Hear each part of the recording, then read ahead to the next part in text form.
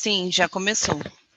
Ok, então que nesse dia de hoje, nesse primeiro webinário de mediação de conflito e cultura de paz, que faz parte desse processo e desse percurso formativo para os professores e pedagogos que atuam nos anos iniciais do ensino fundamental, a Secretaria de Estado da Educação já quer agradecer a participação e o engajamento de todos nesse momento.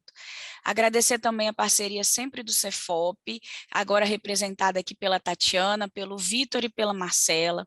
Agradecer a parceria da Sueli, que faz parte da minha equipe aqui na SUFAP, dentro da GERCO. E também agradecer a vocês, coordenadores municipais, assessores, pedagogos e professores que se mobilizaram para estar nos polos, assistindo esse momento formativo e também se organizando para os próximos. Então, assim, para ministrar nosso primeiro webinário formativo com a temática mediação de conflito e cultura de paz. É uma temática extremamente importante, foi sugerido para nós via Undime e nós rapidamente acatamos e acolhemos essa sugestão de temática. Nós trazemos a presença virtual da senhora Danila de Pietro Zambianco. Danila é doutoranda e mestre em educação pela Faculdade de Educação da Unicamp. Ela é especialista em competências socioemocionais e convivência escolar. Atualmente promove o desenvolvimento de convivência ética na educação pública e privada brasileira. É integrante também dos grupos de pesquisa LPG, Laboratório de Psicologia Genética da Faculdade de Educação da Unicamp, GPEM, Grupo de Estudos e Pesquisas em Educação Moral da Unesp Unicamp, e o GEDEP, Grupo Ética, Diversidade e Democracia na Escola Pública, IDEA, Instituto de Estudos Avançados da Unicamp. Coordena também o GERAGE, Grupo de Estudos sobre Raça e Gênero.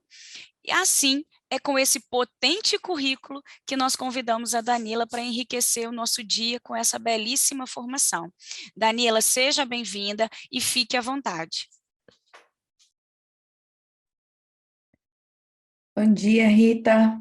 Bom dia, Tatiana. Bom dia, Sueli. Bom, Marcelo, obviamente eu não vou sair cumprimentando uma a uma, porque isso seria enlouquecedor, né? Tanta gente aqui. Esse tá, né? Bom dia, pessoal. Bom dia para todo mundo. Bom dia a todos os polos. Que alegria estar aqui.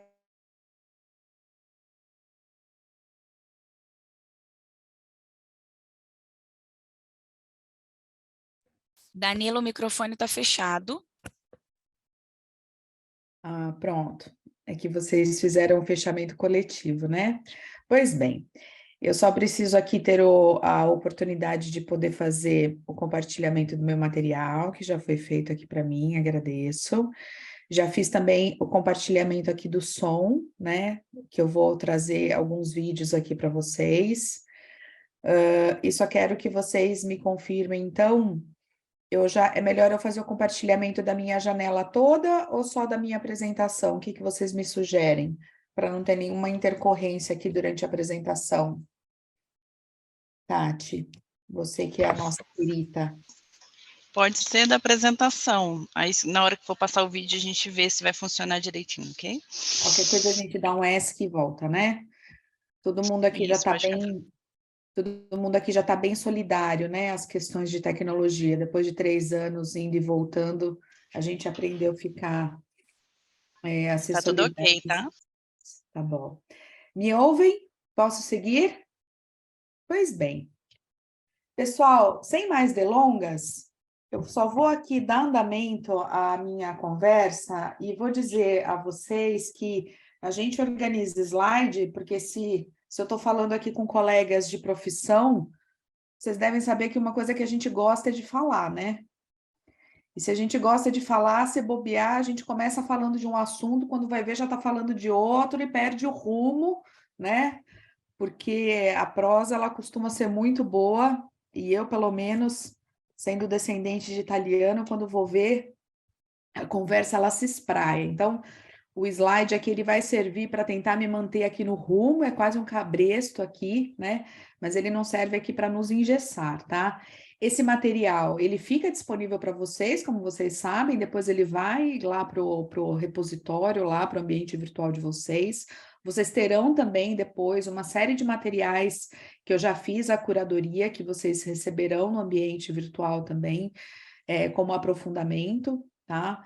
Uma coisa que a gente sabe fazer é da tarefa de casa, né? Então, fiquem tranquilas aí, tranquilos, que vocês também terão aí bastante brincadeira aí para depois desse momento, para quem se interessar, tá?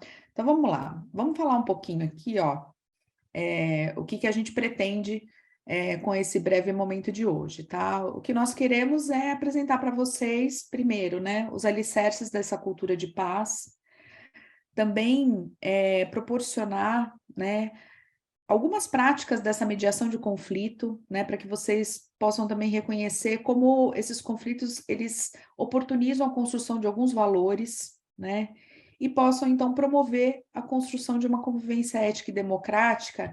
E aqui tem um pulo do gato muito importante. Não é o meu objetivo, não é o objetivo dos grupos de pesquisa que eu faço parte, que eu represento, que essa cultura da convivência ética democrática, né, que ela se torne um objetivo, um horizonte apenas para as nossas crianças e adolescentes. A gente quer que o clima bendito positivo também seja algo possível para você, professora, professor, né?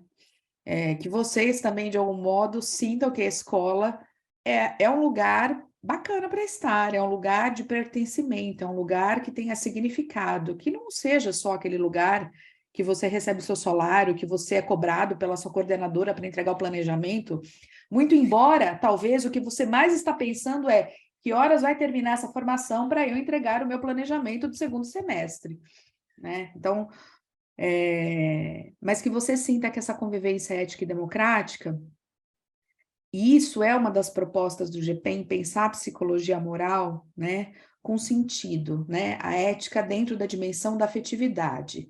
É isso que o Piaget faz, né? Nós estudamos Piaget, né? É diferente a proposta do GPEM no sentido de não se trata de uma educação moral e cívica como na década de 80, como, por exemplo, eu estudei, né?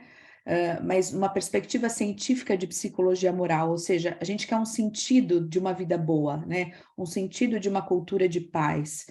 Eu quero fazer parte de uma vida boa, eu quero fazer parte de uma convivência respeitosa, eu não quero só fazer porque minha professora está mandando, eu não quero só fazer porque a Rita encomendou essa bendita palestrante para vir aqui fazer algo para eu escutar, né? Eu realmente quero brilhar os olhos, né, para me sentir parte dessa comunidade, né? Então, é o que a gente pretende aqui. Pessoal, e daí começo aqui com um trechinho. Será que alguém pode ler para mim? Eu acho que eu vou pedir para a Rita mesmo, porque eu já vi que o microfone dela está funcionando porque ela fez a abertura. Eu nem vou testar outra pessoa. Rita, você faz essa gentileza? Faço. Para mim, a tela está um pouco embaçada, acho que é a minha internet, porque quando ela oscila, né? Mas vamos lá. Você quer que eu peça para outra pessoa? Não, dá para ler. Vamos lá. Livro do Desassossego. Encontrei hoje em ruas, separadamente, 2 amigos meus que se haviam zangado um com o outro. Cada um me contou a narrativa de por que se haviam zangado. Cada um me disse a verdade. Cada um me contou as suas razões. Ambos tinham razão. Ambos tinham toda a razão. Não era que um via uma coisa e o outro outra, em que um via um lado das coisas e o outro um lado diferente. Não, cada um via as coisas exatamente como se haviam passado. Cada um as via com um critério idêntico ao do outro, mas cada um via uma coisa diferente. E cada um, portanto, tinha razão. Fiquei confuso desta dupla existência da verdade. Fernando Pessoa. Que bonito. Rita, muito obrigada. Esse livro, que é um livro todo bonito, e é um livro todo que desassossega a gente, na verdade são 2 livros, 2 volumes, né? Os livros do desassossego do Fernando Pessoa, mas esse trecho aqui em especial diz muito a respeito do que nós vamos conversar aqui hoje, né? falaremos sobre conflitos, né? E falaremos sobre uma perspectiva de uma cultura de paz. E por que a gente vai falar disso nesse encontro de hoje? Bom, por muitos motivos, né? Falaremos disso porque estamos dentro de uma categoria, de uma espécie, né? De uma espécie humana que é desassossegada. Que é desassossegada porque ela convive uns com os outros. Nós somos seres gregários. Isso significa que nós precisamos uns dos outros para estar no mundo. Isso não é propriedade de qualquer espécie, tá, pessoal? Por exemplo, o koala é um dos animais que faz parte desse mundo, um dos 8, uma das 8 espécies, tá? É um grupo bem seleto que não precisa do outro para estar no mundo, né? E você deve achar, nossa, mas que difícil, que solitário. E você deve achar difícil e talvez triste, quem sabe, porque você é um ser gregário, porque você acha triste e solitário ficar no mundo, né? Mas para quem não é gregário, quem não precisa se agregar, estar junto ao outro, não vê isso como um problema. Por isso que o koala fica lá, tranquilinho, sossegado, né? Lá na sua Austrália, comendo lá a sua folhinha de eucalipto, né? Agora nós precisamos, né, por uma série de motivos do outro. A espécie humana em especial, até por uma questão de sobrevivência, né? Então, o bebê humano é uma criatura, né, que para sua própria sobrevivência nós nascemos, né? E se a gente não tiver uma tutoria ali num pronto atendimento, a gente não sobrevive, né? Muito tempo. A gente vê aí outras espécies que os bovinos, né, as vacas, elas parem, o bezerro, coitadinho, né, mal sai, já sai caminhando por aí, né, outros animais, né, sobrevivem, já pede a sua comida, né, o passarinho, não sei quanto tempo depois já sai voando, o nosso bebê ali precisa de 1 ano em média ali para começar a andar, para começar a se alimentar sozinho, quanto tempo que essa criatura, e nós aqui que vamos pensar quanto tempo que essa criatura sai de casa para começar a se sustentar sozinho para sobreviver, hein? Vamos pensar os nossos, com que idade que estão saindo de casa, e quando não, eles não saem e voltam, hein, gente? Vamos falar a verdade. Pessoal, nós temos muitos teóricos, e essa é uma outra propriedade, não à toa, nós somos seres racionais, né? Nós pensamos sobre a nossa própria existência. Nós temos muitos teóricos que dizem que nós precisamos do outro até para entender quem nós somos, né? Valon, por exemplo, é um pensador, amigo nosso, né? Muito próximo até Piaget, interacionista também, que vai dizer que o outro é espelho de mim, né? O outro vai dar muito esse contorno de quem eu sou.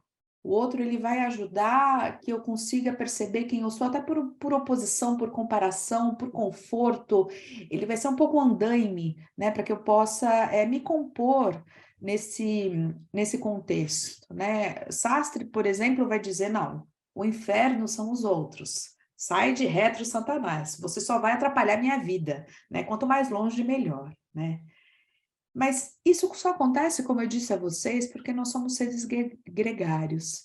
Em 2023, né, a gente fez o nosso censo aqui no Brasil agora há pouco, mas em termos de população mundial, somos mais de 8 bilhões de pessoas. Ora, mais de 8 bilhões de pessoas, né? Embora nós fazemos parte da mesma espécie, em tese, né, temos características que nos assemelham, né? A gente pode dizer que, em grande medida, temos mesmos órgãos, partes físicas, né? Tirando aí questões de exceções e tal, mas nós temos partes que nos tornam singulares, né? Que nos diferenciam completamente. Questões de gênero, de raça, de contexto, de território, o lugar onde eu vou nascer vai me dar uma outra perspectiva de mundo, né? Às vezes, na mesma cidade, em bairros diferentes, onde eu vou nascer, vai me dar uma outra cultura, né? A religião que eu tenho, na mesma família, às vezes, se eu tenho religiões diferentes, né? Isso me dá um modo, um costume, né? Que me compõe de um jeito muito diferente na convivência e que isso pode me atribuir aproximações e conflitos diferentes no cotidiano. Pois bem, Por que eu estou trazendo tudo isso para vocês nesse contexto? Vocês devem estar se pensando, mas escuta, eu estou numa missa, eu estou numa formação continuada, o que está acontecendo? Ora, estou falando de convivência, estou falando de cultura de paz, estou falando de conflitos, estou falando de gente. E se estou falando de gente, estou falando de educação, estou falando de um projeto de sociedade, e isso nos interessa, né? Estou falando de algo, estou falando de pessoas importantíssimas, né, que farão parte da composição do futuro, né, do presente e do futuro do nosso país, né? E precisamos, então, nos preocupar sobre esse contexto. Eu vou pedir que vocês pensem aí, né? Não precisam escrever, não, né? Se a gente estivesse numa oficina presencial, talvez a gente tivesse um tempo maior, poderíamos fazer isso, mas pensem num conflito aí da sua aula, da sua escola, né? Pensem numa causa, no porquê que ele aconteceu, né? Pensem na estratégia que foi utilizada, no modo como ele foi resolvido, mesmo se teve a intervenção ou se não teve, só escolham aí um conflito, né? Só para fazer um exercício mental, tá? Esse conflito depois a gente vai resgatar lá no final depois, só para acompanhar vocês durante esse nosso momento, tá? Teve intervenção desse adulto? Não teve? Qual que foi essa intervenção? Localizem aí no campo de memória de vocês, né? Como ele foi finalizado esse conflito? Eles se bateram, eles não se bateram, eles entraram em acordo, eles não entraram em acordo, foi o adulto que interviu, falou para pedir desculpa, deu uma advertência, chamou os pais, não chamou os pais, enfim. Só pensem num conflito aí, localiza aí, bota numa caixinha, deixa aí na quarentena de vocês aí no cérebro, que a gente, no final dessa fala de hoje, a gente volta, tá? Pessoal, quero falar para vocês, né? Que existe uma proposta de educação para a paz, né? É muito importante que isso, de algum modo, fique fresco, né, no pensamento de todas e todos, porque a educação para a paz, ela está sendo enaltecida nos documentos escolares, documentos que são normativos, né, orientativos da educação brasileira. Eu me refiro à Lei de Diretrizes e Base, eu me refiro à BNCC, por exemplo, né? Então, o que significa, de fato, educação para a paz, né? Tem um cantor, acho que é Rapa, se não me engano, que ele fala que paz sem voz não é paz, é guerra, né? E ele traz, por meio da arte, né, por meio da música, de um modo muito simples, no entanto, muito contundente, né, uma ideia de um antropólogo, sociólogo, Galtung, né, que fala sobre os estudos de paz, né, onde o Jares, que essa ideia que eu vou trazer aqui para vocês de educação para a paz, o Jares se apoia em Galtung, né, ele vai dizer que a educação para a paz, ela está ali alicerçada em 4 pilares básicos, né, o que eu vou chamar aqui de EP, educação para a paz, né. Primeiro de tudo, historicamente, né, ela vem ali naquela ideia de escola nova, que já é um rompimento do que se tinha daquela educação tradicionalíssima, né, nos estudos também da Unesco, né, de uma perspectiva do rompimento daquele cenário de guerra mundial, né, a Unesco tentando encontrar do que se trata um cenário de paz, né, então, todas essas pesquisas para a paz, então, esse terceiro pilar, e essa perspectiva de não violência, né? E aqui, pessoal, eu acho também que vale a gente esclarecer que quando a gente fala paz, não violência, vamos voltar lá para o Rapa, né? A gente não está falando, né, de um varal de corações de EVA ou de flores de feltro, né, onde todo mundo fala baixo ou no diminutivo, né? Está se dizendo aqui, sim, de uma proposta ativa, né, de resistência, né, e de ação, de construção da paz, né? O fato de se propor uma não violência não significa uma postura de não ação, né? E faço esse esclarecimento porque em alguns momentos, e não poucos, né, já escutei isso em ambientes escolares, predominantemente, essa ideia de que educação para paz é uma educação quase hippie, né? Quase paz e amor, que as pessoas estão sempre assim, felizes, falam devagar. E não, e a proposta não é essa, né? É uma proposta ativa, né? É uma proposta de enfrentamento, muitas vezes, da violência, né? Bom, como que o Jares vai conceituar, então, a educação para a paz? Vamos lá, vamos dar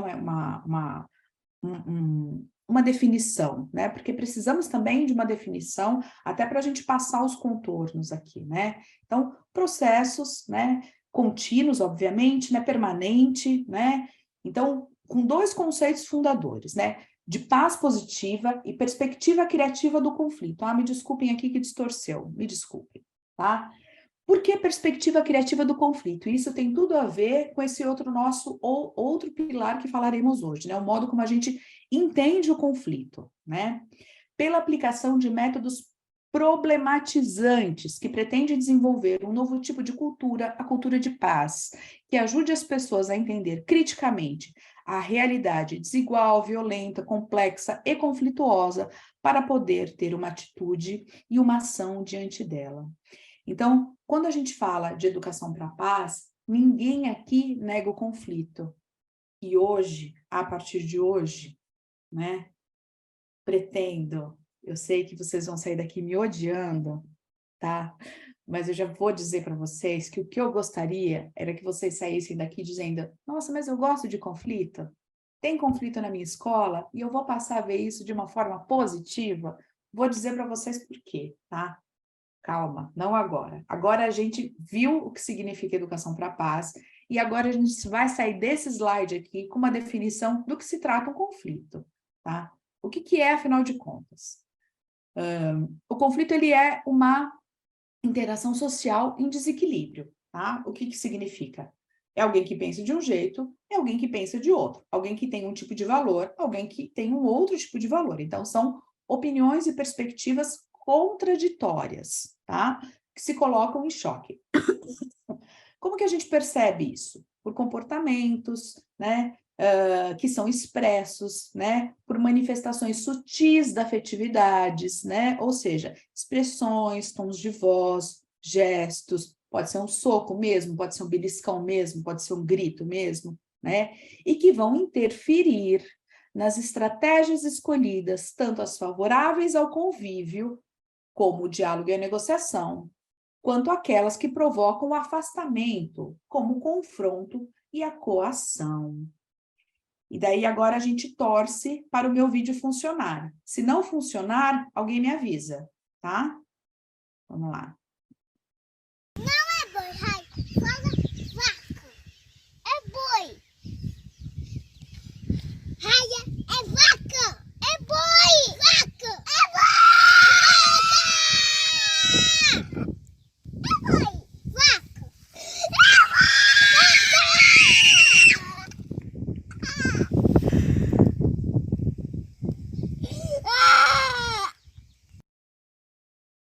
Isso acontece na escola de vocês? Pessoal? Não é boi, Opa! Rai. Fala vaca. E aí? Tem interações sociais em desequilíbrio? Raia é vaca. É boi. Vaca. É vaca. É boi. Vaca.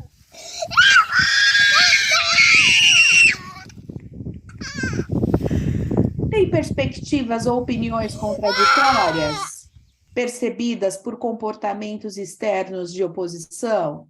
São manifestados por expressões, tons de voz, gestos? Provocam afastamento, como o confronto e a coação? Sim, para todas as anteriores. Então, sim, temos um conflito aqui nesse, não? Eu imagino que nas escolas de vocês isso também aconteça, cenas parecidas como essa, não?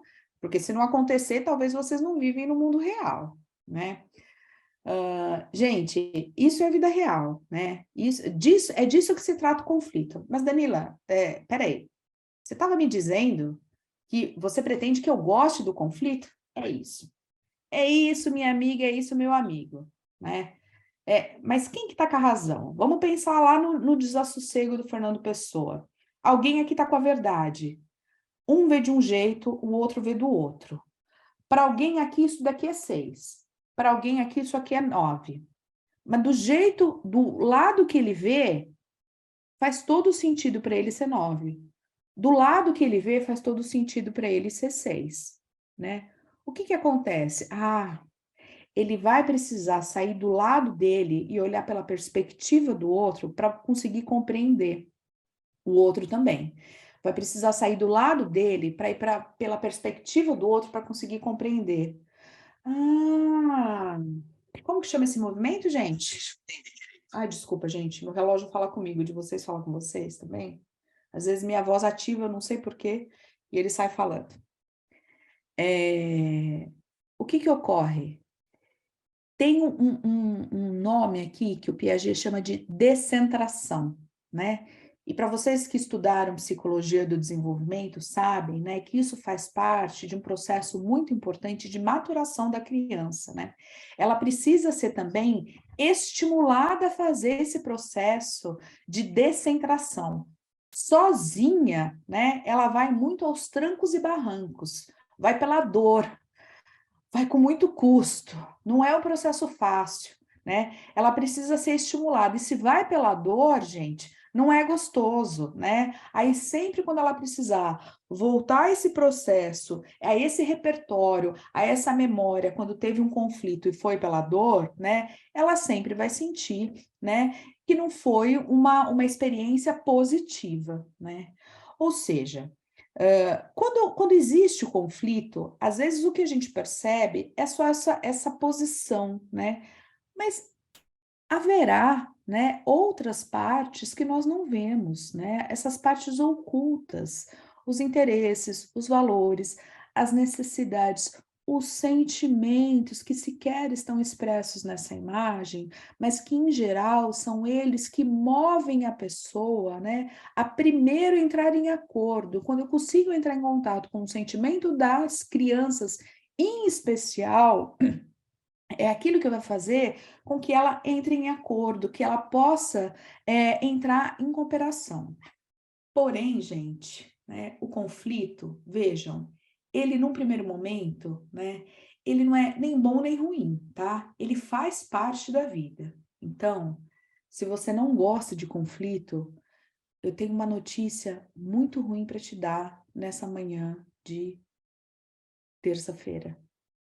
Você não gosta da vida humana, porque o conflito ele faz parte da vida humana.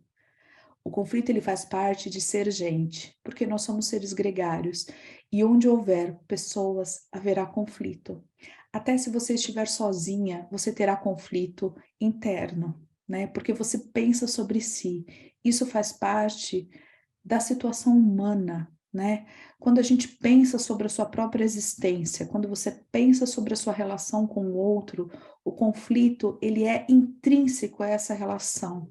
Então, vamos dar a mão e vamos aceitar que o conflito, ele faz parte da nossa vida, né? Vamos aceitar. Posso dar o quê? 2 segundos para a gente aceitar.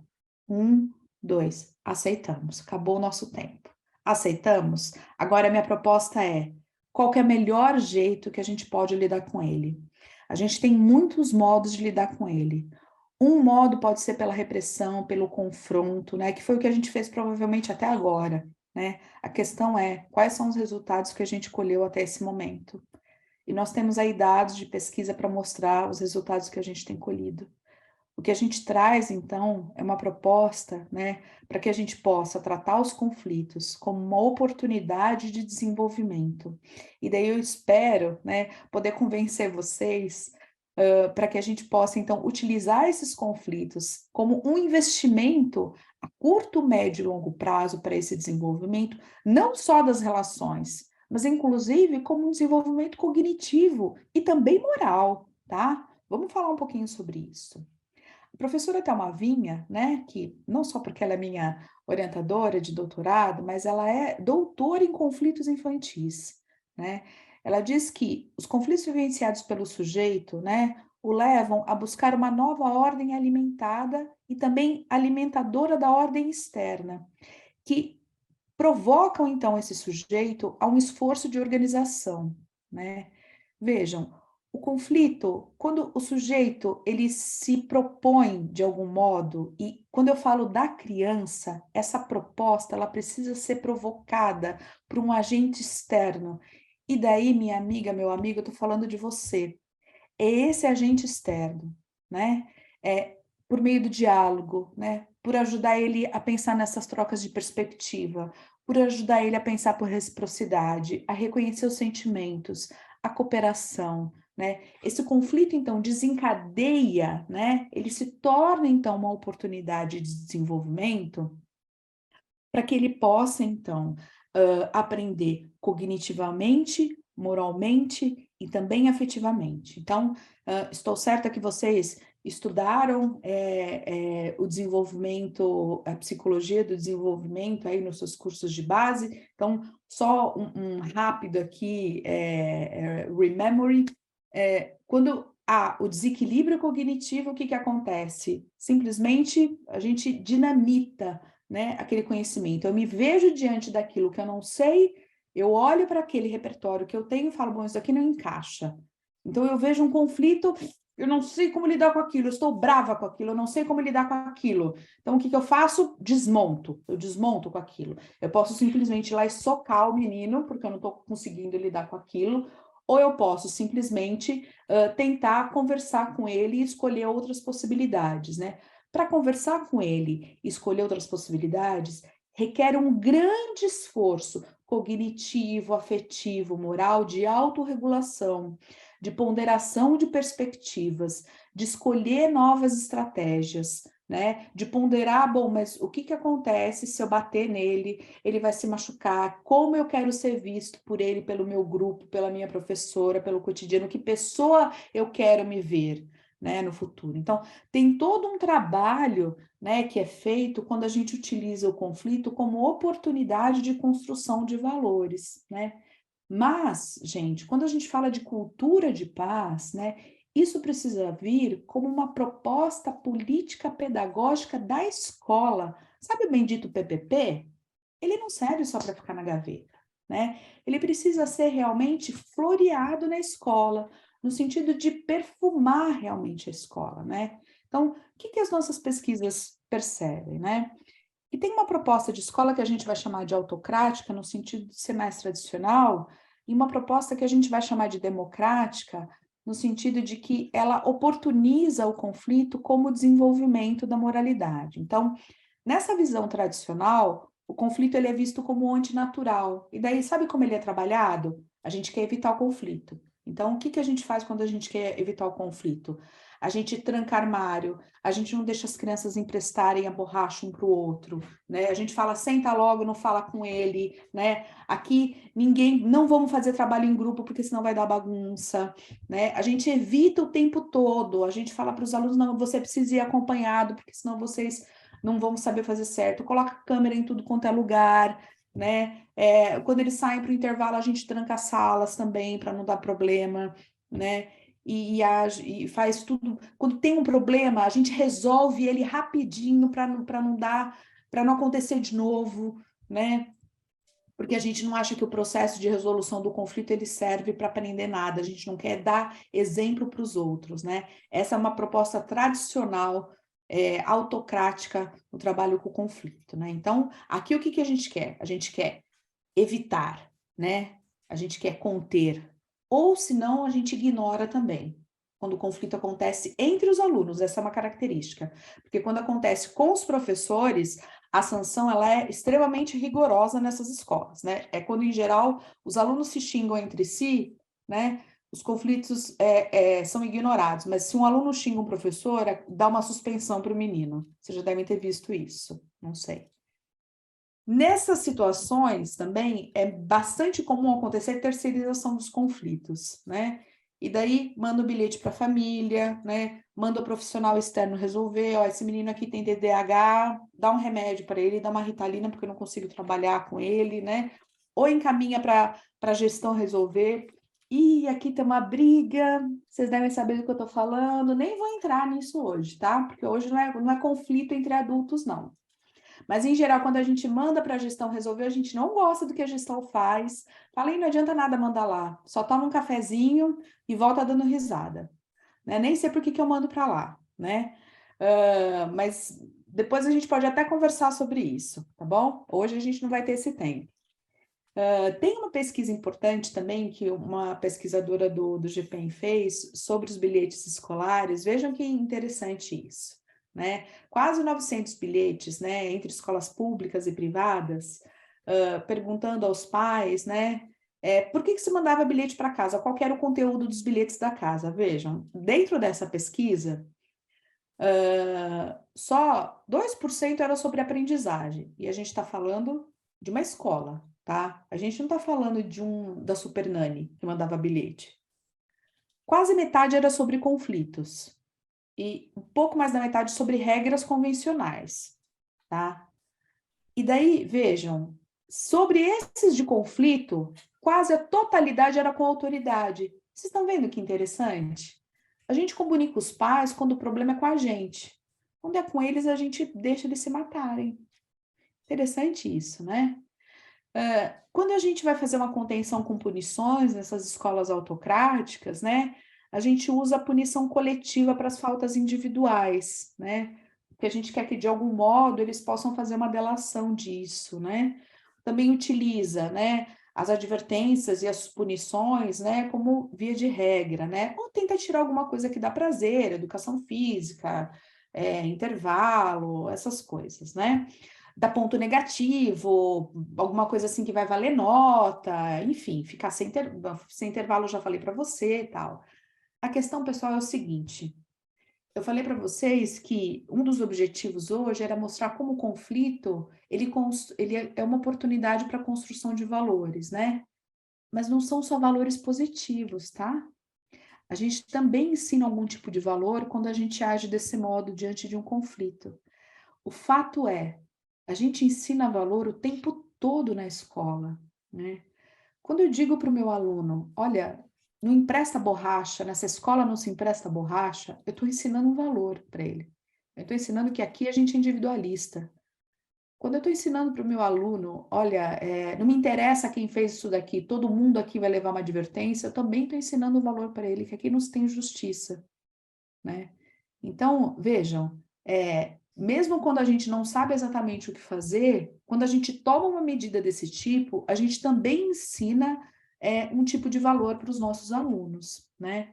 É por isso que nós temos a necessidade de estudos continuados para o trabalho com educação moral na escola. É por isso que a gente não pode fazer pelo senso comum. É por isso que a gente não pode fazer de modo aleatório esse trabalho dentro do colégio, dentro das escolas, né? Pessoal, mas a questão é se assim funciona, né? E a gente sabe que não funciona, né? A gente sabe que assim eles não dão conta de se perceber as consequências desse ato. A gente pode até dizer, bom, ele não faz mais porque ele não quer receber uma nova advertência, mas dentro da educação moral, vejam, a nossa questão é, eu quero que ele haja certo, independente se a autoridade está vendo ou não. Eu quero que ele haja certo, independente se haverá fiscalização ou não, né? Eu quero que ele haja certo por sua personalidade ética e não se uma câmera está vendo ou não. É por isso que a gente educa moralmente, né? Bem porque, né, as pesquisas também mostram, né, que há uma aprendizagem da mentira quando a gente age desse modo, né, com essa coação tão forte. Tem um cálculo de risco, existe uma revolta, eles fazem a relação de custo-benefício, né, eles sabem qual que é o momento de obedecer, né, eles também têm uma tendência, né, a serem extremamente obedientes no sentido de não querer se arriscar para não fazer nada novo, né? Então, tem uma série de consequências. Agora, quando a gente trabalha numa perspectiva democrática, que está dentro dessa visão construtivista do conflito, né? Nós temos uma ideia de que o conflito, ele faz parte do cotidiano, primeiro de tudo, né? A gente não vai ficar brava quando o conflito acontecer, porque a gente fala, isso daí é pauta do cotidiano, vai acontecer, né? Então, vamos lá, vai acontecer, então, qual que é o meu aprendizado também para lidar com isso, tá? Isso faz parte da relação entre iguais, Piaget já dizia, a moral autônoma se dá, né, pela troca entre pares, não se dá só pela troca com adultos, né? Precisa ter troca entre pares, né? E são esses conflitos que vão nos dar pistas do que as crianças precisam para poder aprender, né? E quanto mais cooperação tiver entre eles, né, mais a gente vai ter oportunidade de construir possibilidades para essa autonomia moral, né? Agora, como que essa escola democrática vai lidar com os conflitos, né? Então, trouxe aqui algumas situações do cotidiano, né? Por exemplo, numa situação de fofoca, né? Olha, a gente já pode aproveitar, né, dessas situações para trabalhar a relação entre pessoas, né? Como que eles vão poder falar como eles se sentiram diante dessa situação de fofoca, né? Quando a gente está passando por uma situação de mentira, né? A gente pode trabalhar num círculo, essa questão da quebra de confiança, por que que a gente precisa de verdade nas relações, o que que faz quando alguém mente, né? Ah, mas então eu sempre vou precisar dizer a verdade? Não, a gente precisa entender por que que algumas pessoas sentem necessidade de mentir, por que que ela também talvez não se sentiu segura para falar, tudo isso precisa ser conversado, isso significa que a convivência precisa ter espaço garantido no cotidiano escolar, ela não pode ser bombeiro, né? Pessoal, o século XXI, né, não possibilita espaço de bombeiro, né, na pauta pedagógica. Desculpem, não dá. A gente tem visto os índices de saúde mental, né? Ou a gente trabalha na prevenção, né? Ou a gente não vai dar conta, né, de colocar detector de metal dentro das nossas portas de escola. Desculpem, né? Agressões físicas, né? Como é que a gente trabalha isso dentro da escola? Reconhecimento de sentimentos, né? Aprendizagem de alternativas para a resolução dessas desavenças, né? Como é que eu consigo expressar aquilo que eu gosto, que eu não gosto? Como é que eu posso lidar com a minha raiva, né? Sem machucar as outras pessoas, né? Situações de furto dentro da escola, né? Por que que as pessoas pegam o que não pertencem aos outros, né? Sem pedir autorização, né? Como é que a gente pode lidar com isso? Tudo isso precisa ser acordado, né, e dialogado, né, e cuidado desses sentimentos, né? Mas aqui tem esse esquema, né, que está pautado também na orientação construtivista, de que toda ação física, né, ela vai orientar uma ação mental, né, que vai proporcionar essas antecipações, essas reconstituições, essas comparações, essas escolhas e essa tomada de consciência. Então, essa ação física, né, ela orienta o pensamento, e esse pensamento, né, ele é irrigado por essa ação física. Então, a criança precisa fazer, gente, ela precisa fazer para saber, tá? Bom, Rita, qual que é o tempo que a gente combinou mesmo? Agora eu já me perdi já. 10h40, Danila. Obrigada, querida. Aproveitei já para tomar água, você viu, né? Bom, pessoal, é o seguinte, a gente sempre quando for mediar um conflito na escola, né, a gente precisa entender que o que motivou ele, né? Foi uma necessidade de acolhimento, foi uma disputa de amizade, enfim, né? O que está fazendo com que essas crianças, estou falando aqui prioritariamente com escolas de crianças, né? O que está fazendo com que essas crianças tenham se colocado em disputa, né? Mas nós temos pesquisas que mostram, por exemplo, né, que fazem uma descrição, né, dessas causas de conflito da perspectiva de fato descritiva. Então, eu queria apresentar um pouquinho esses dados para vocês, né, porque eu acho que isso orienta também o nosso olhar para que nós possamos perceber que, se considerando a faixa etária, né, então, eu não sei o quanto que vocês conseguem visualizar, mas, como eu disse, vocês terão esses gráficos, tá? Então, fiquem tranquilas se vocês não estão enxergando bem, mas eu vou dizer. Eu tenho aqui nesse primeiro bloco aqui 3 e 4 anos, 5 e 6, 8 e 9, 10 e 11, 13 e 14. Eu vou ficar aqui nos 3 primeiros que estão mais dentro do nicho que a gente está conversando, tá? Cada uma dessas cores representam as causas de conflitos, o porquê que eles entram nos conflitos, né? Então, o vermelho aqui significa disputa física. O roxo, provocação, quer dizer, eu entro num conflito por meio de disputa física e eu entro por meio de provocação, E o verdinho aqui, reação ao comportamento perturbador. Vou explicar o que que é, tá? E o amarelo, que é o quarto, e vou parar nesse, exclusão. Pessoal, o que que tá claro aqui pra gente? Disputa física, quanto menor, mais é. E é praticamente o que a gente já sabe, não é mesmo? Você tá lá com as crianças pequenas, é meu, é meu, é meu, é meu, pá, quase como aquele videozinho lá que o menino caiu no chão, né? Eles puxam, puxam, puxam, cai, pronto. É o que a gente sabe que acontece, né? E daí, ó, o que que a gente tá vendo aqui, né? Eles estão crescendo, então 3 e 4, 5 e 6 diminui um pouco, de 46 para 37. Vejam como cai muito de 5 e 6 para 8 e 9, tá? Que é essa faixa aqui. Vai para 8,2, cai muito, né? E percebam, né, em contraste, como a provocação que está de 18 vai para 21, vai para 40, como cresce, né?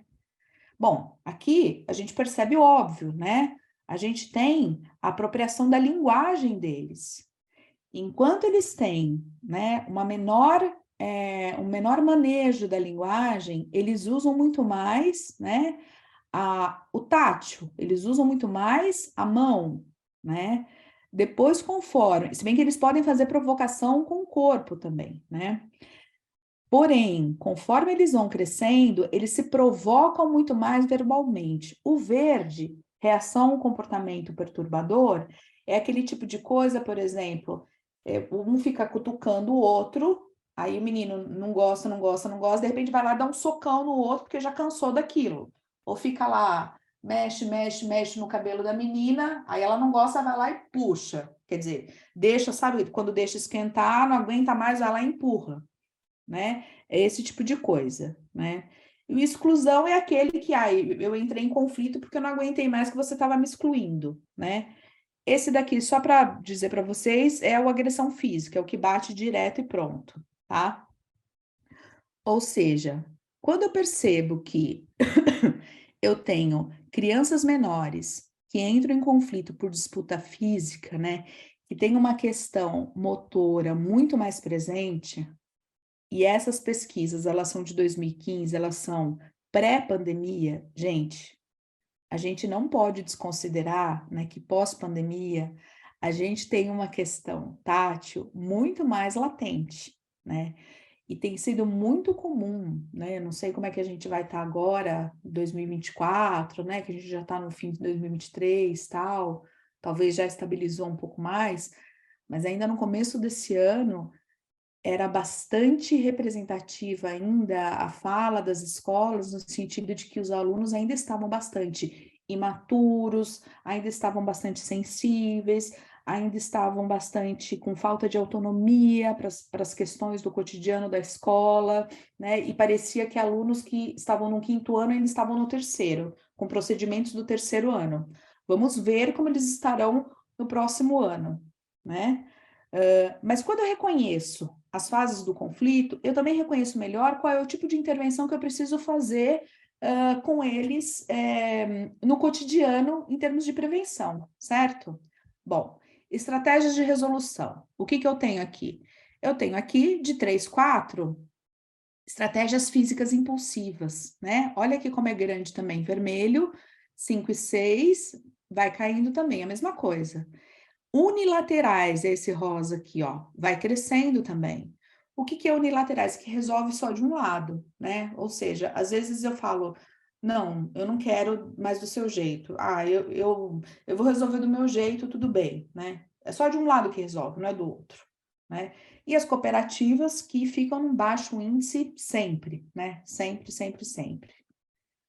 Bom, aqui eu deixo para vocês, então, compreenderem um pouquinho, fica até como material de estudo, né? Então, estratégias física impulsivas, ações físicas ou verbais, momentâneas ou carentes de reflexão, interação física mesmo, né? Que é quando você fala, não quero mais, egocentrismo, não quero mais ser seu amigo, é um jeito de resolver. Unilateral, recuo, ameaça, provocação, justificativa do motivo, o outro que causa o conflito, é quando você fala, ai, não tô nem aí também. objetividade do ato, subjetividade da intenção, e cooperativa quando realmente você entra numa resolução daquele problema, né? Junto com o outro, né? Bom, pessoal, o que eu quero dizer para vocês, tá? A gente precisa, de fato, reconhecer que se o conflito, ele segue a partir de dois polos, que são as partes do conflito, características diferenciadas de faixa etária, se ele segue a partir de necessidades, interesses, valores, sentimentos diferenciados, isso tudo precisa estar sendo considerado na hora que a gente for mediar o conflito, né? E daí, gente, tem outra coisa que a gente precisa também estar atenta, na hora que a gente estiver fazendo essa mediação, são as características próprias da idade, né? Então, aqui eu coloco algumas de crianças pequenas, né, que já estão ali um pouco nas estratégias, né, que são as próprias questões de maturação, né? Então, o que eles conseguem perceber, o que eles não conseguem perceber, que isso daqui eu não vou ficar lendo para vocês, eu deixo como material de estudo mesmo, né? Que são as questões de conservação, que o conflito não se conserva, então não adianta a gente querer passar um sermão da montanha para uma criança muito pequena, né? A gente precisa saber que algumas coisas passam de maneira fugaz para ela, eu preciso dar respostas assim exatamente num nível próximo e acima que ela consegue dar conta. Não adianta eu querer dar uma coisa assim muito elaborada para ela, olha, porque naquela palestra e tal, não, olha, precisa ser muito objetivo, olha, agora é isso, aquilo, pá, né? Esse videozinho aqui a gente não vai ver agora, tá? E daí, gente, só para a gente também ter considerar uma questão do âmbito prático, né? A gente precisa, numa escola democrática, trabalhar antes também e depois do conflito, né? A gente trabalha numa perspectiva de prevenção, a gente trabalha no currículo, como eu falei para vocês, né? A gente trabalha como assembleia, a gente trabalha com propostas de protagonismo, a gente trabalha com câmaras de mediação, vou trazer aqui algumas propostas para vocês, tá?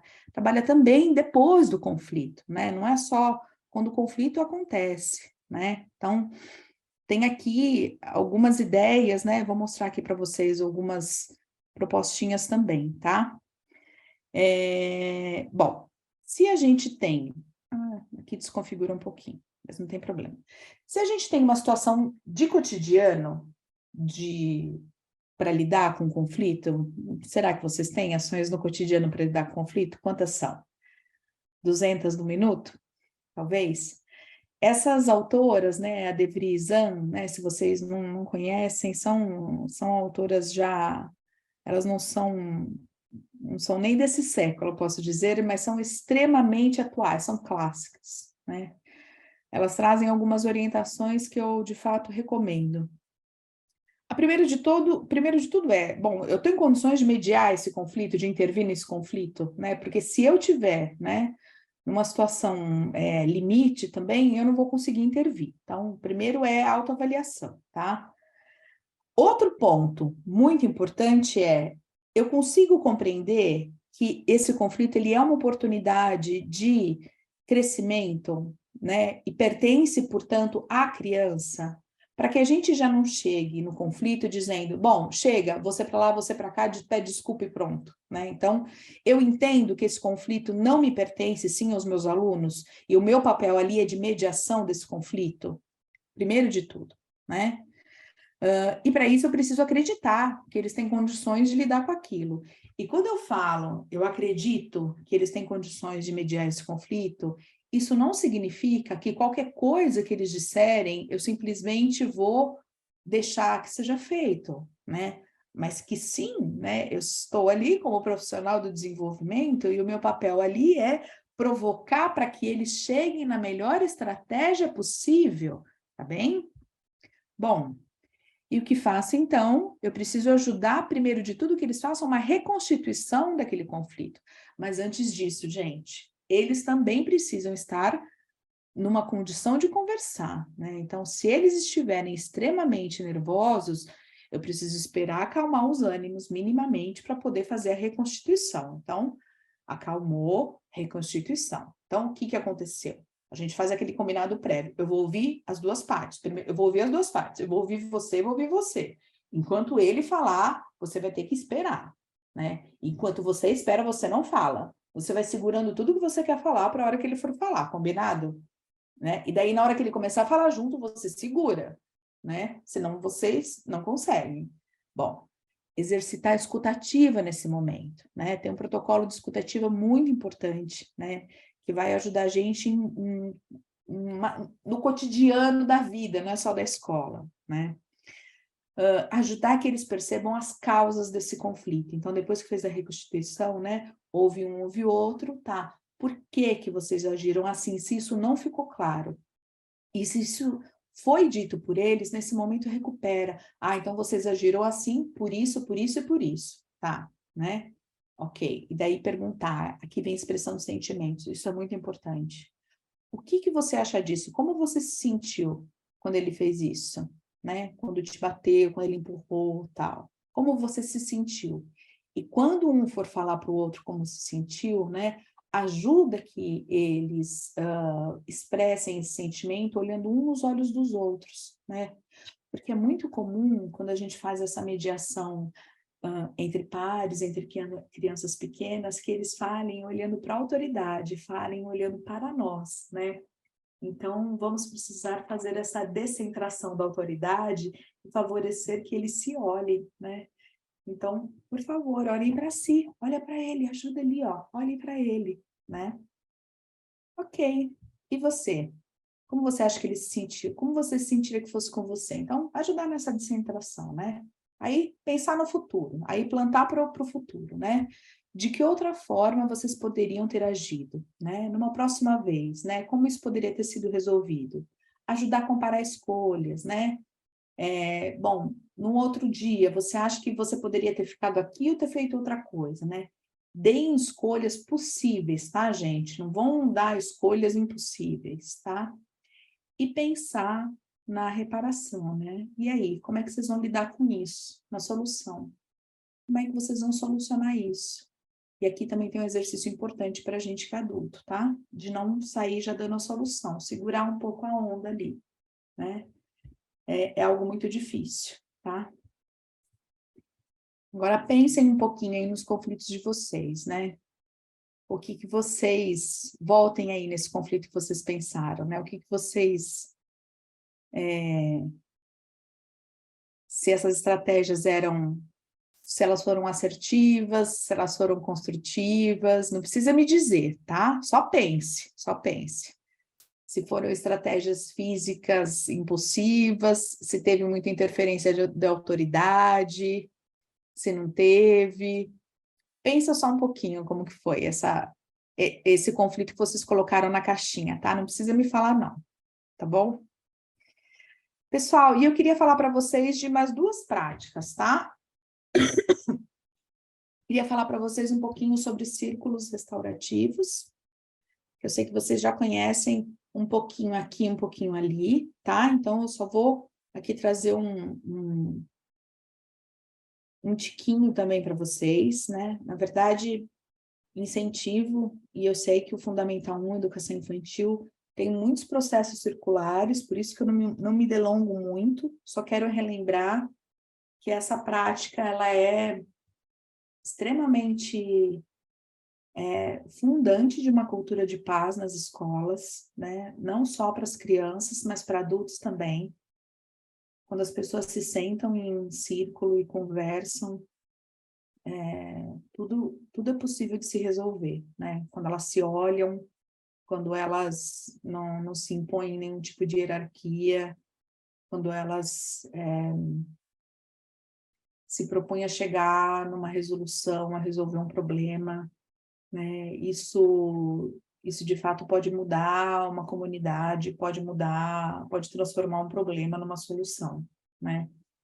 Então, procurem todo dia, né, ter um processo circular na rotina de vocês, né?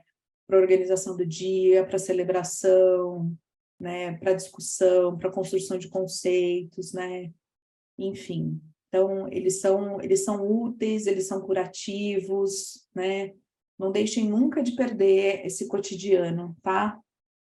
Como eu disse, não só para crianças, para gente grande também, tá? Bom, eles são importantes para construir esses vínculos, né? Mas aqui a gente vai fortalecer eles também para a construção de justiça, e é disso que eu quero falar com vocês, tá? Porque a ideia aqui do círculo é realmente para desenhar uma proposta da justiça restaurativa, que é uma promoção de justiça que envolve, né, a união de alguém que sofreu um dano, né, com alguém que cometeu um dano, com a ideia não de punição, mas de restauração, né, na medida do possível, né, de restabelecer uma relação. E isso muda muito a perspectiva de justiça que nós temos, né? Por isso que o círculo ele cabe tão bem para essa perspectiva aqui, né? Porque nesse sentido, né? E daí eu coloquei esse comparativo aqui entre uma coisa e outra, né? A justiça que a gente tem hoje, pensando em termos em termos jurídicos, né? A justiça punitiva, ela vai ver o dano como uma violação, né? Como uma quebra a um direito, a uma norma, uma lei e tal. E aqui, na restaurativa, o dano é uma violação a uma pessoa, um relacionamento, né? Na outra, a violação, ela gera culpa, e aqui, né, a violação, ela vai gerar uma obrigação, quer dizer, você vai ter que cuidar de alguém com isso, né? Então, se lá, né, ela determina uma punição, aqui, né, você vai ter que reparar, você vai ter que cuidar, como eu disse. Se lá o foco o ofensor deve receber o que merece, aqui o foco, necessidades da vítima e responsabilidades do ofensor em reparar o dano. Então, vocês veem que a ideia é muito de cuidado, né, na restaurativa, né? Então, esse cuidado mútuo. E vejam que também não é um cuidado no sentido de quem sofreu o dano, eu fico ali parado recebendo cuidado, não. É ele também se implicar nesse processo, né? É esse processo de reparação para todo mundo, né? É um sistema orgânico, né, de reparação, né? É realmente para cultivar relacionamentos saudáveis, né? Tem uma perspectiva muito de comunidade, né? Nasce, né, os círculos restaurativos muito de povos originários, né? Tem uma cultura muito bonita, né, desse trabalho. E daí, pessoal, para quem não conhece nada, nunca ouviu falar de círculo, depois eu até queria saber, viu, Rita, não sei se vocês têm enquete aqui no Zoom, vocês têm aqueles enquetezinhos, mas vocês podem fazer no polo depois e me falar, depois nos polos. Se vocês já tiveram alguma prática de círculo ou não, porque daí eu posso fazer indicação de material mais orientado ou não, a depender do que vocês me respondem, tá bom? Posso fazer isso. Danila, Oi. eles têm um grupo no WhatsApp com a gente, eles podem indicar lá e aí eu sinalizo para você.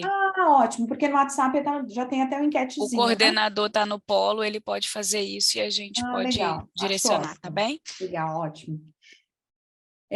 Bom, mas para qualquer círculo, né? Você faz uma cerimoniazinha no sentido de você fazer uma abertura, né? Ser sempre um momento agradável, né? Não ser simplesmente senta aqui, vamos começar a falar, né? Essa cerimônia nesse sentido, tá, gente?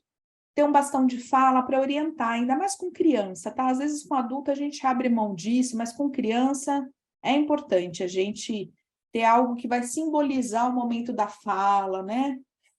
Ter um centro também para iluminar, né? O que vai... Não é uma decoração, tá? Eu vejo gente falar, vai ter uma decoração? Não.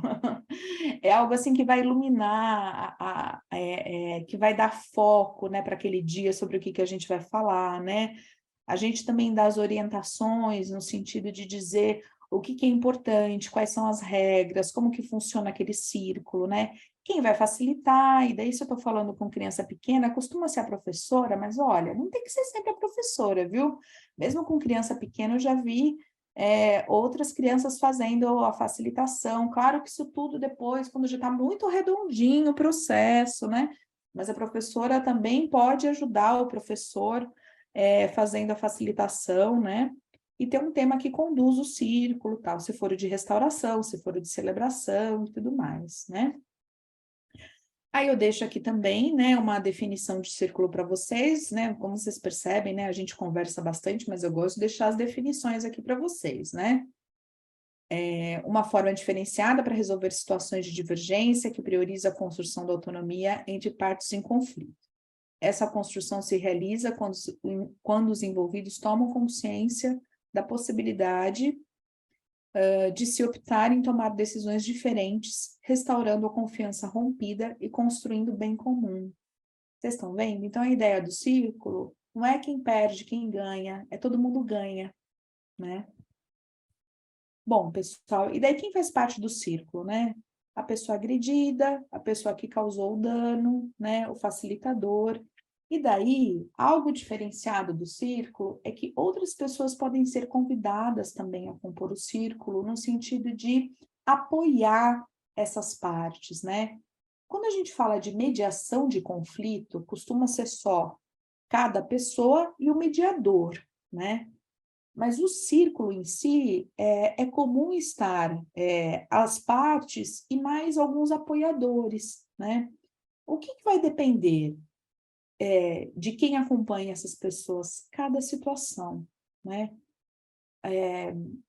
Se eu estou falando de uma vítima, de um alvo, a gente não gosta nem muito mais de usar essa palavra vítima, sabe? A gente gosta de falar quem sofreu o dano, ou o alvo, se eu estou falando de uma criança vítima de bullying, por exemplo, né? A gente gosta de falar alvo, mas assim, pode ser alguém que vai fazer com que ela se sinta fortalecida para falar, ou alguém que viu o que aconteceu pode ajudar ela a lembrar a situação, ou se eu estou falando de um menino que é o autor de bullying, alguém que, ou que também esteve perto da cena, ou alguém que consegue ver alguma qualidade dele boa, que pode ajudar ele a perceber como ele pode reparar esse dano, enfim, muitas possibilidades, né? É difícil a gente dar um protocolo exato para dizer quem vai fazer parte, embora existam materiais que façam isso, existam protocolos, gente, tomem cuidado, a gente precisa humanizar esses processos. E quando a gente humaniza esses processos, eles não podem ser 100% milimetrados. Entendem isso? Mas, de todo modo, fazendo aqui um rápido resumo, né? Sempre terá um pré-círculo, um círculo e um pós-círculo. O que eu quero dizer? O pré-círculo, ele é uma aproximação que o facilitador vai fazer com as partes. Ele vai chegar para cada uma das partes separadamente, vai dizer, olha, sabe o que é o círculo? Aconteceu tal coisa, tal, você não quer fazer parte, tal. Se eu estou falando, vamos nos colocar no cotidiano de vocês. Se vocês vão fazer isso na escola, são os alunos, né? Não precisa nem necessariamente dizer que é o círculo, dizer, olha, eu sei que aconteceu, tal, aquela situação com o fulano tal, será que não faria sentido a gente sentar e conversar sobre aquilo num outro dia? Você gostaria que a gente sentasse e conversasse sobre aquilo junto com ele, né? Você gostaria que a sua coleguinha tal estivesse junto com você para você não se sentir sozinha? O que você acha dele estar e também o colega dele tal estar? O que você acha disso? Eu também estaria. A pessoa no pré-círculo, ela precisa saber exatamente o que vai acontecer e ela precisa fazer parte voluntariamente, ela não pode ir enganada, né? Nem a criança, mesmo a criança, ela não pode chegar lá enganada, tá? Ela precisa saber o que está acontecendo naquele momento. Precisa ser voluntário, tá? Aí eu faço isso com todas as partes, a gente convida, né? Pois vai. Chega no círculo, né, a gente faz a apresentação, diz como vai funcionar, porque a gente já apresentou isso anteriormente, né? No círculo, a gente retoma as regras, fala qual que é o objetivo, e daí eu deixo para vocês todo esse material depois no AVA, né? No ambiente virtual para vocês. E vocês podem, então, fazem a mediação, né? Olha, permite que cada um fale, expresse os sentimentos, um pouco como do jeito como foi feito ali com a intervenção, só que com mais calma, tomando muito cuidado, né? Para você, né? Não tomar parte, para você, né? Não querer ser o juiz, né? E sempre lembrando que ali o movimento é de restaurar as relações, né? E não de julgar as crianças, né? E tudo mais. E daí a gente faz um acordo ali. É bacana até a gente fazer um acordo escrito com eles, né? Isso formaliza de algum modo, né? E daí no pós-círculo a gente chama também as partes. Dá um tempo, a gente dá umas 2 semanas, depende muito de cada caso. A gente vai observando. E aí, tá dando certo o nosso acordo? Tá funcionando? Né? Tem alguma coisa que não está funcionando? Claro, se a gente é professora da sala, a gente vai percebendo também no dia a dia. Mas mesmo sendo professora da sala, tem que chamar. Tá dando certo? Não tá dando certo? Queria saber se aquele nosso combinado está funcionando, porque se não estiver funcionando, a gente chama o círculo de novo e repactua. A gente vê o que precisa ser arrumado.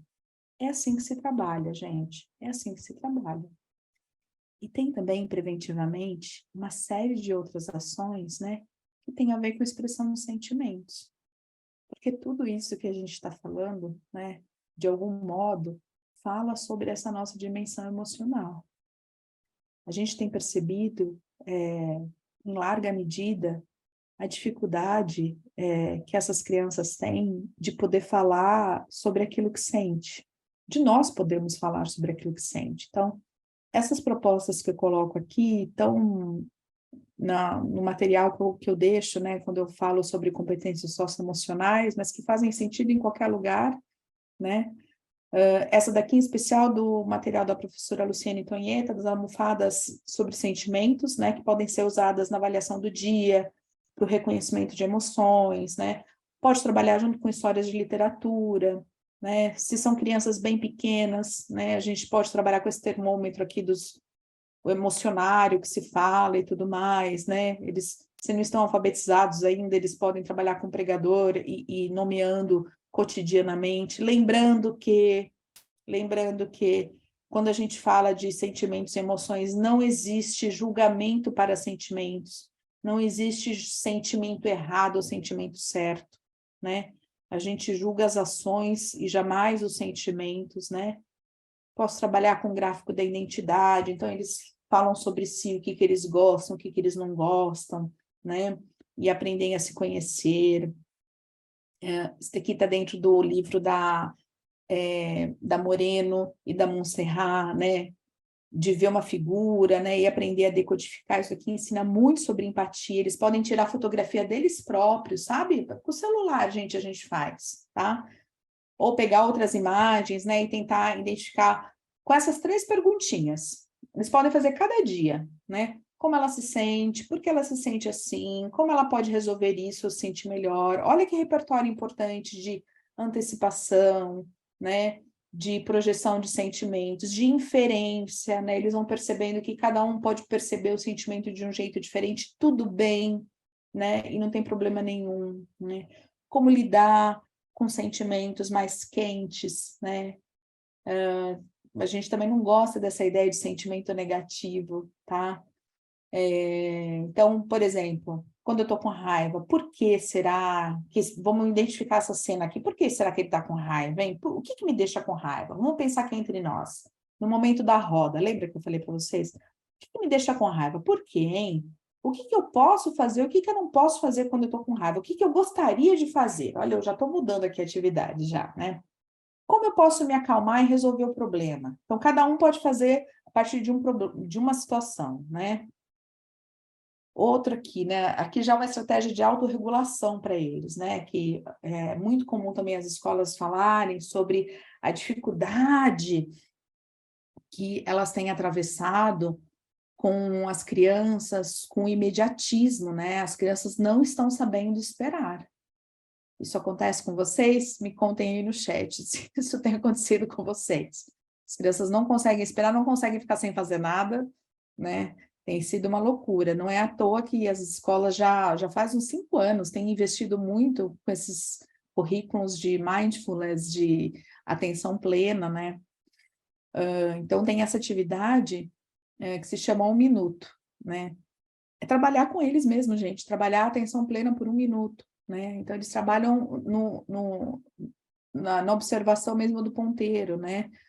E começar a perceber, né, o que ele conseguiu, o que foi difícil, o que ele pensou, o que ele não pensou, né?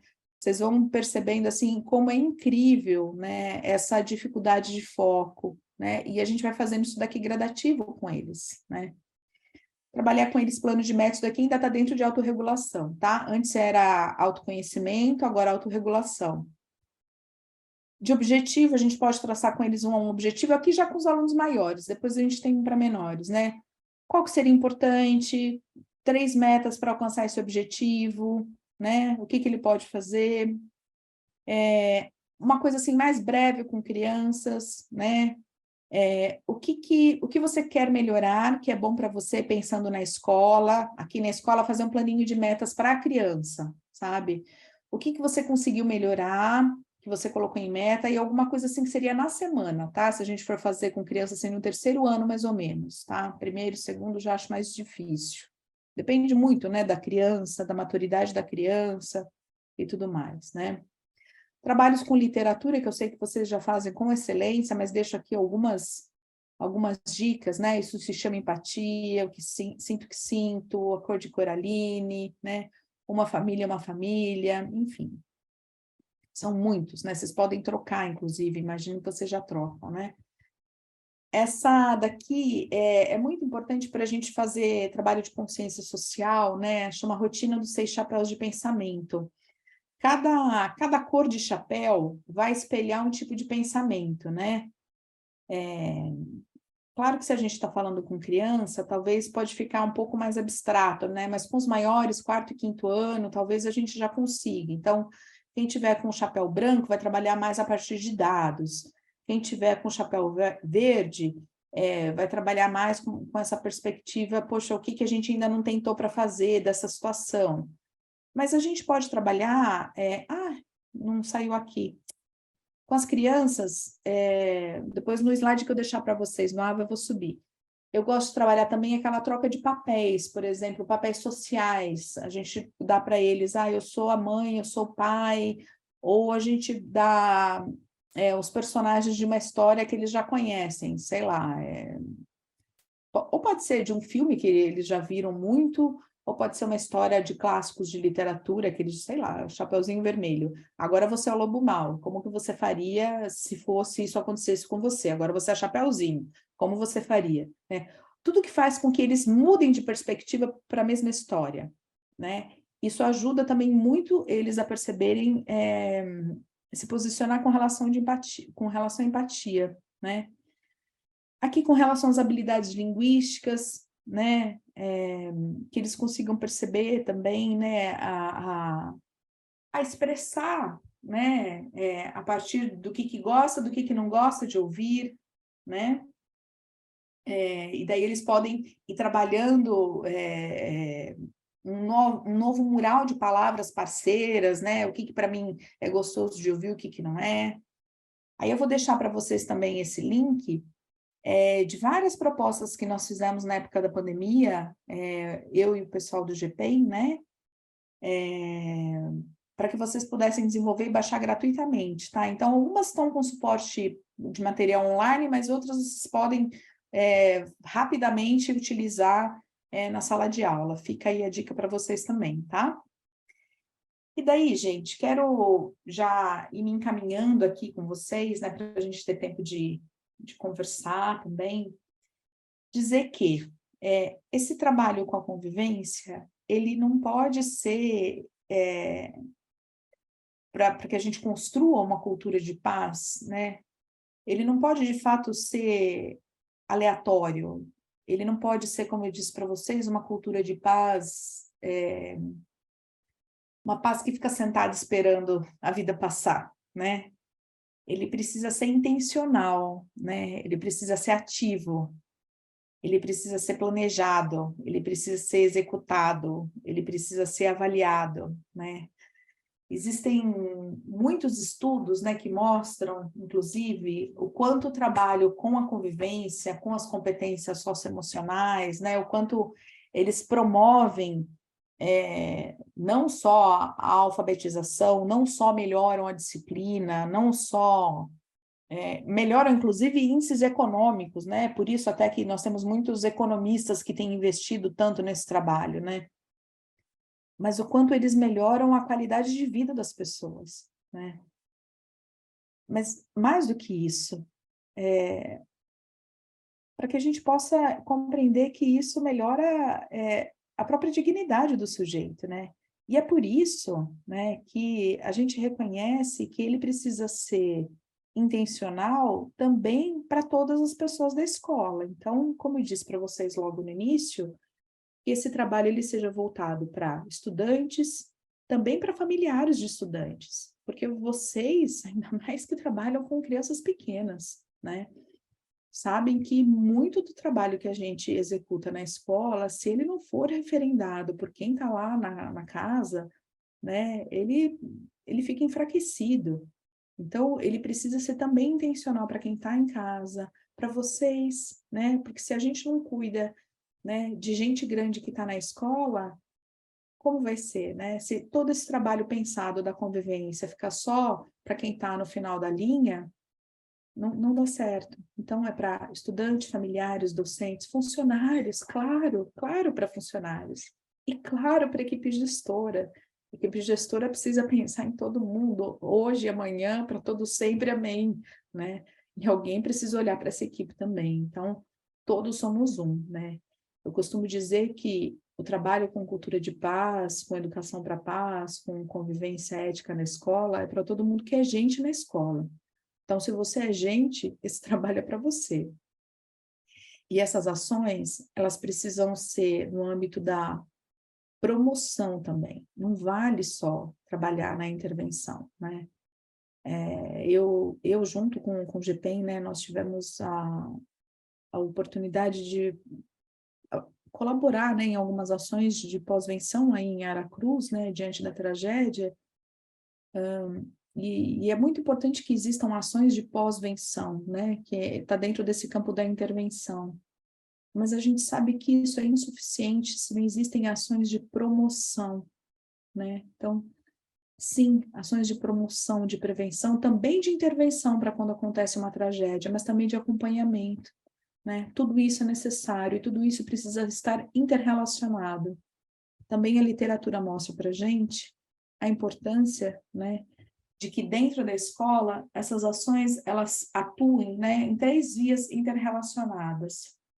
Uma via que ela vai ser curricular, né? Ou seja, eu preciso sim de um trabalho organizado, sistemático dentro da sala de aula, para que essas crianças elas possam aprender tudo isso que a gente esteve conversando há pouco, né? Para que vocês possam planejar, possam executar, a sua coordenadora possa acompanhar e tudo mais, né? Mas que vocês também possam ter formação continuada sobre isso, porque a gente pode estar aqui falando sobre isso hoje, mas vocês sabem que essa demanda ela não se esgota depois do nosso horário aqui das 11 horas, né? Essa demanda ela vai continuar, porque é justamente quando vocês colocarem em ação, né, que as dúvidas começam a surgir. Então, essa formação continuada por meio da via pessoal, ela é fundamental. E a gente precisa, sim, de uma via institucional, né, que sustenta essas demais vias, né, que faz rodar, né, toda essa engrenagem, né, da promoção da convivência na escola. E dizer para vocês também que, se por um acaso alguém aqui está desavisado, sinto muito. Bom, já é o segundo se situa, né, que eu passo aqui hoje. Um é, conflito faz parte da convivência humana. Sinto muito. O outro sinto muito que eu deixo essa demanda do desenvolvimento do trabalho com conflito está no nosso dever profissional. Eu sou formada em Letras Italiano e Português pela USP e em Pedagogia pela Federal de Lavras. Então, eu tenho aí uma dupla habilitação, mas primeiro eu me formei em licenciatura. Então, trabalhei muito com os professores dos maiores, como o pessoal diz, né? E é muito comum o pessoal dizer, eu vim aqui para dar aula de geografia, não vim aqui para educar aluno, não, né? Nós ainda somos mais civilizadas, digamos assim, nesse sentido, a gente entende, tem essa compreensão melhor do desenvolvimento integral, né? Só que eu preciso sempre lembrar os meus colegas, eu falo, poxa vida, colega, mas eu acho que você não prestou atenção quando você optou por essa profissão, porque está lá na Constituição, colega, vai lá ler, está lá a Constituição Federal, o que é educação, né? É dever do Estado e da família, ainda lembro, né? Vai lá ler, gente, vai lá ler, né? É guarda compartilhada, além de tudo, né? O pessoal também adora dizer isso, é coisa da família, não é minha responsabilidade. Não, não, não, não, é nosso. É guarda compartilhada, o pessoal acha que isso é coisa nova, é modinha, não é não, ó, desde 88, faz tempo que tá lá.